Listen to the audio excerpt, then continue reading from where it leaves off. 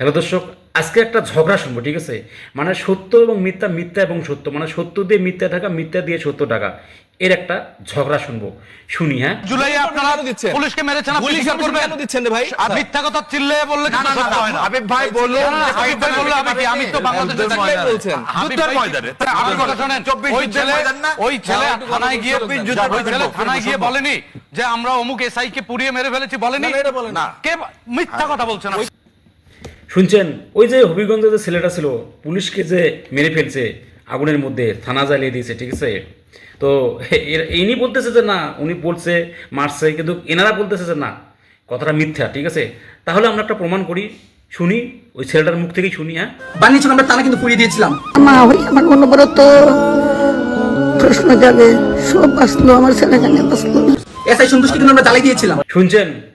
এই ছেলেটার মুখ থেকেই শুনছেন, মাহাদি হাসানের মুখ থেকে শুনছেন। এখন এটাকে কি বলে আমরা শুনি।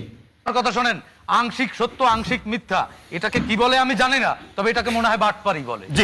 এটাকে মনে হয় তাই বলে, ঠিক আছে? আপনারা কমেন্ট করুন, ঠিক আছে?